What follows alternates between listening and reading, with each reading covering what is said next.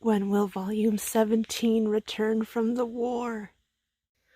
What's going on, you sexy, sexy motherfuckers? This is Base Jalarin, and I'm here again with another video, which is fucking surprising considering my recent output and how I only make one video every couple of months. But here I am, a week later from my last video, which was the most massive disappointment of my entire life, to bring you another fucking video because it's almost the end of 2019, the almost end of the year, almost end of the decade, and I gotta film a video to commemorate that, and the only way I can think of is to make a video about the I can't really say top because I didn't actually count to see how many that I picked.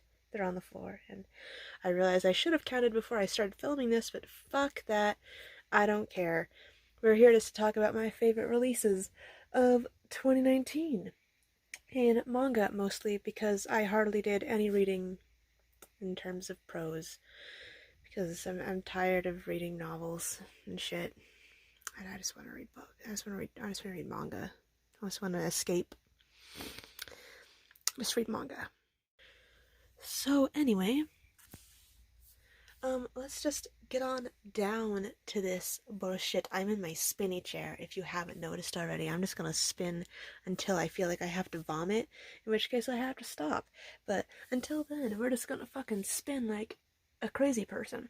But 2019 was definitely the year of holy shit, they actually finally and/or are actually publishing this, because we got a lot of shit that I never expected us to actually get, or stuff that has been a long time coming that we finally fucking got. So let's just fucking get started with this list, which I don't know how many manga there are because I still have not counted, because fuck, I don't care. First up, unsurprisingly, fucking JoJo's Bizarre Adventure Part 4, Diamond is Unbreakable, featuring my beautiful, beautiful pompadour-wearing son, Josuke, who I love and adore. We finally got to this point, lads. Everybody was all fucking concernicus because there was no Jojonium version of Part 4, and everybody just thought like, oh, what the fuck are they gonna do? I guess they're just not gonna do it.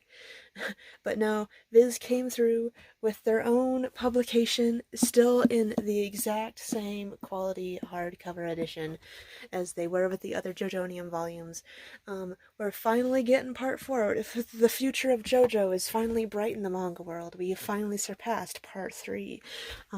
But yeah, JoJo's Bizarre Adventure Part 4, Diamond is Unbreakable, it's my favorite part in JoJo, and of course, it's my favorite part in the manga. So the fact that we're finally getting it is just hella fucking cool, and I am forever fucking grateful that we have finally gotten to this point after many, many years of waiting. Dark Horse be like, hey, remember in high school in like 2006 to like 2009 when you were a huge edgelord? We decided to bring that back.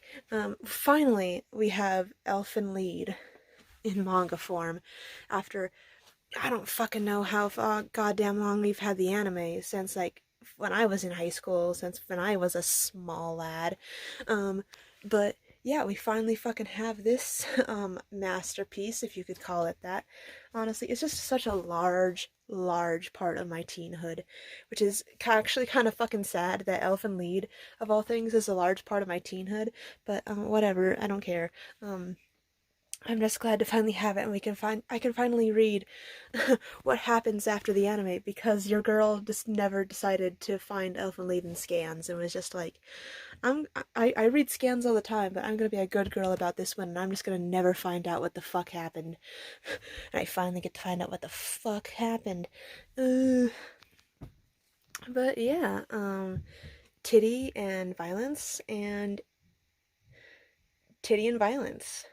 What can I say? I'm down for all two of those things.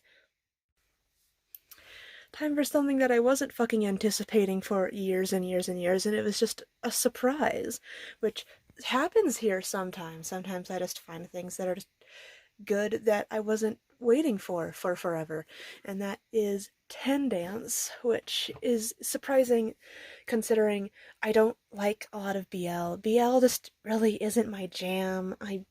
It used to be trust me, it fucking used to be. I used to be the queen of fucking BL, but now these days it's all like I just want to see a girl's kiss. I just want to see girls kiss. I not that's all I want.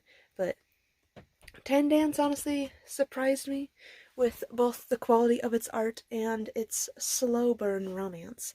And plus, my heart needed something to fill the void that was left behind by Welcome to the Ballroom while we wait forever for that to come off hiatus. Holy shit. But yeah, Ten Dance, pretty fucking good. What can I say? It's just fucking great. Sometimes even if you don't like BL, you can find a BL that you like. So, I mean, play the field. Sometimes you'll find something interesting. Next up, I don't know why you didn't think this would be on this list if you didn't think this was going to be on my list, but fucking Yuri Kuma Arashi fucking came out this year. And fucking Yuri Kuma Arashi, my favorite fucking anime of all time. Of course I fucking loved the manga, especially since it's a completely unique story in comparison to the anime. It's just it's so nice and so it's such a breath of fresh air because I would have honestly just taken just a one for one manga remake of the anime. I would have taken just the manga the anime but slightly watered down in manga form. But no, what's her name? Akiko Morishima fucking knocked it out of the fucking park. Absolutely fantastic, you funky little lesbian. Just it's absolutely wonderful. And if you loved the anime, if you've watched the anime and you're a little wary because this is a Tokyo Pop title and we in the manga collecting community have learned to distrust Tokyo Pop in every way, shape, or form, please, please, please do consider picking up Yuri Kuma Arashi, the manga. I realized this entire time I've been calling it Yuri Kuma Arashi when the Tokyo Pop title is Yuri Bear Storm. Oopsie daisy, my bad. I'm sorry. Next up, I'm just going to do these in a pair. One, to save on time, and two, because they're sort of related to each other, at least in terms of their relation to me. That's because I think, back in 2018, I made this video of, the top manga that I wanted to see licensed. And among them were two very particular titles that we actually fucking got this year. And one of them is Comi Can't Communicate, and the other is Way of the Fucking House Husband. I absolutely love both of these. These are two wonderful comedies that are completely unique from each other. So if you are looking to wet your funny whistle, definitely look into getting both of these fuckers. I have waited for so fucking long for both of these titles. When I say so fucking long, I mean I saw manga screen caps of them on Tumblr once, and I was like, damn, I sure would like to have a book of that. But it just feels so vindicating to finally get these in print in English, not having to resort to scans because you want your funnies. But yeah, Comi Can't Communicate is a fantastic little There Goes the Other manga on the floor. God fucking damn it. Is such a cute little manga about this girl with the most insane social anxiety, but no one knows, no one can tell because she's so quiet. Everybody just thinks that she's very refined and very, very studious and someone to look up to. She's very high class, but really the entire time she's just fucking freaking out in her fucking head. And honestly, girl, same. But her ultimate goal is to make 100 friends, and it's just the hilarity that ensues when she tries to be in any sort of situation that involves any bit of talking whatsoever. It's fucking wonderful, and I'm so glad we have it. And fucking excuse me while I try to continue looking into the camera while I find the other one. We got Way of the Fucking House Husband, which is just about a guy who's a yakuza who gets up to house husbandly duties while kind of being a huge badass while he does it. If you haven't seen, they recently released a live action trailer, not for anything in particular. They aren't making a live action movie or anything. It was just for selling over a million or so copies of the manga, which good for fucking them. I mean, they fucking deserve it. Kosuke Ono fucking has created a comedic masterpiece in Way of the House Husband, but I'm so fucking done and over with people making these like really cool concepts, whether it be the live action Way of the House Husband trailer or the fully animated Delicious in Dungeon trailer where it looked like, oh, this is a preview for something. No, it's just an advertisement for the manga doing some sort of thing, breaking some sort of record or reaching some sort of milestone. And it's all like, stop. Stop tickling my metaphysical balls and give us a fucking Delicious in Dungeon anime. I know this has nothing to do with Way of the House Husband, but god fucking damn it. Next up, we have skull-faced bookseller Honda-san, which I just recently fucking found out since I was introduced to the series, to the anime, that Honda-san is a woman. So excuse me if I ever called Honda-san a man before in my previous videos.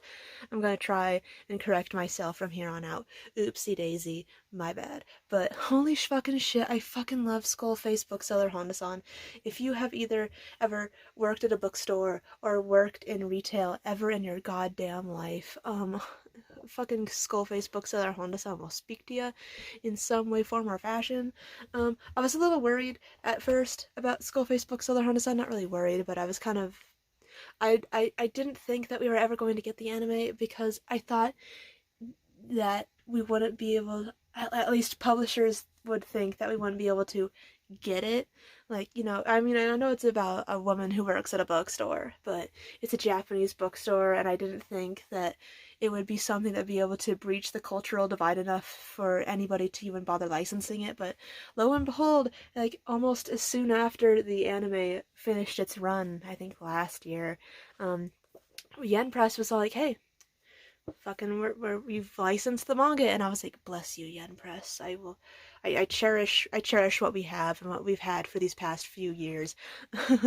But yeah, I absolutely fucking love Skull-Face Bookseller Honda-san. It's only like 4 volumes or something, or so are here, so it's not even gonna be that long. It's just an absolute fucking treat to read. It is. It's taking every single little bit of my willpower not to just start just looking down at my lap and just start reading this, because it is so delightful. Please, please, please read Skull-Face Bookseller Honda-san. Honestly, read all these fucking manga. You owe it to yourself. I am a genius and I only recommend good things. Next up, we have fucking Beastars, yo. There's just so much I could fucking say about Beastars. It's just, I fucking love it. I fucking love the art. I love the universe and the premise and the story and just the world that, excuse me if I fucking pronounce this wrong, Paru Itagaki has created. And at this point, we're 3 volumes in, and we're kind of sort of more delving deeper into like the socio-political premise that is Beastars. And at this point, if any of us in general, I hold myself to the same standard. If any of us catch ourselves calling this like the manga Zootopia, honestly, I don't think we're actually reading Beastars. We're just looking at it and like, oh, ha, furries, it must be Zootopia. But yeah, fucking Beastars, I absolutely love it. Lugosi is my son, and I love this manga so much. It is so great, and I'm so glad we're finally getting it, because I saw it once in a bookstore, and I was like, I sure would like to own that for no reason at all other than the fact that it has furry characters in it. And so, finally living my best life, finally living the dream, yay. If you read Our Dreams at Dusk and didn't absolutely love it, I'm sorry, but we cannot be fucking friends. Holy fucking shit, Our Dreams at Dusk is a fantastic fucking series, and I'm so glad that it was brought to our attention. I'm not one of those high-class people who have been waiting for this manga, but honestly, bless you if you were one of those people who were waiting and waiting and waiting and just hoping and praying for the series. And thank you, Seven Seas, for bringing this absolute fucking masterwork into the English spotlight. Holy fucking shit.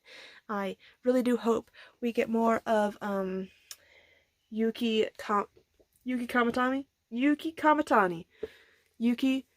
Kamatani's work, because holy shit, they spin such a dramatic, beautiful fucking tale.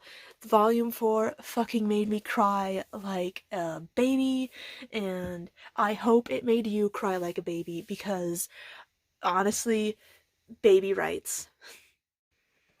I'm starting to get fucking sick. Maybe I should stop spinning, but maybe I won't. Maybe I'll just keep going and making myself nauseous, and that's pretty much what we're doing, because I fucking love spinning.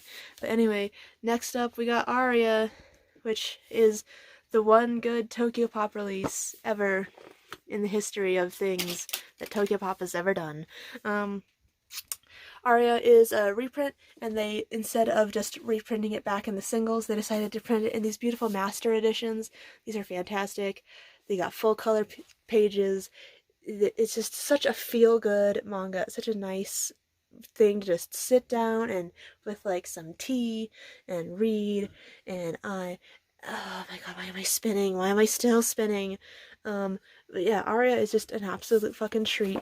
It is such a high quality release for Tokyopop, and I'm honestly fucking shocked that they haven't tried to publish anything else in higher quality, because everything else is just in the standard size, except for this. It's like, hey Tokyopop, if you plan on like doing another like re-release of something that you published before, maybe don't put it in a big fat break omnibus. Maybe consider something like this, because this is absolutely fucking beautiful, and I love it very much. And I'm gonna fucking fall out of my fucking chair. God damn it, stop. Viz said, poor people who can't afford the Drifting Classroom single rights. We have the Drifting Classroom in these big ol' hardcover omnibuses, which I am absolutely fucking thankful for. I'm not fucking spinning. Do not fucking spin. I do not want to vomit on camera today. But Drifting Classroom is just an absolute fucking horror classic that Viz originally published in the singles very, way back in the day.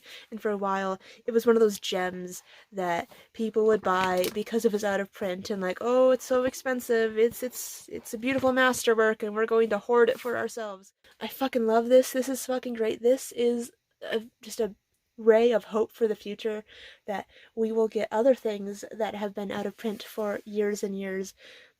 And so far, Viz has it's mostly just been Viz who's been bringing the reprint game. Holy fucking shit, bless you guys. But keep on doing what you're doing. Keep on bringing the shit, because a lot of your shit is out of print and expensive. And I have faith in you.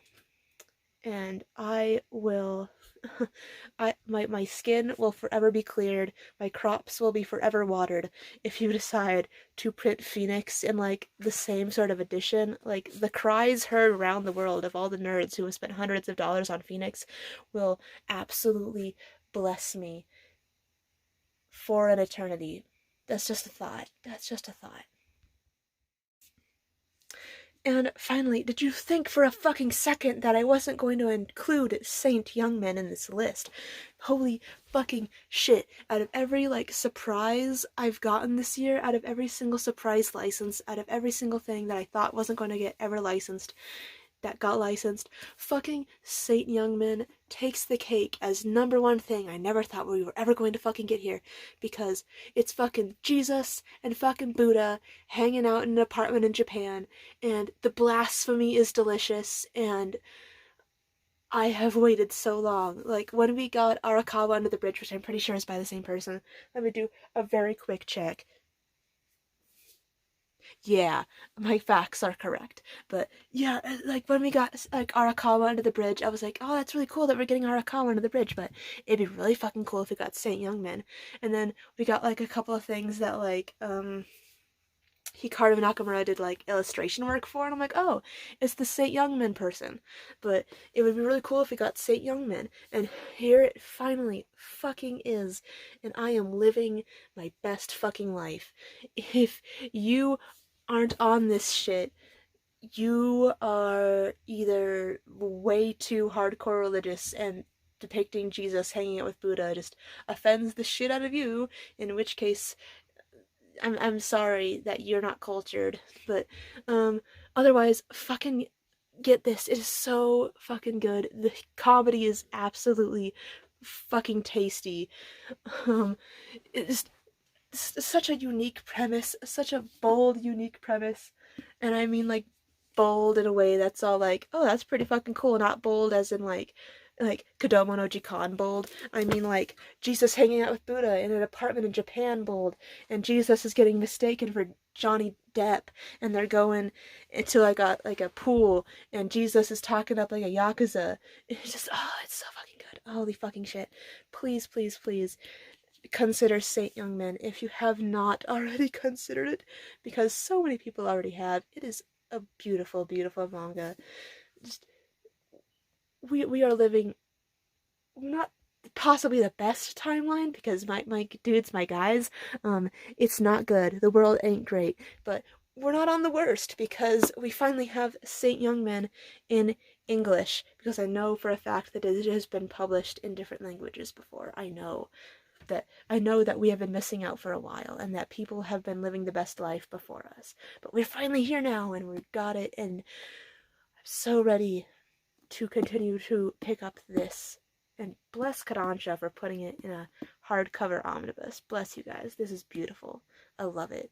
I treasure it forever. Anyway, I just licked my fucking book. Thanks for fucking watching my video.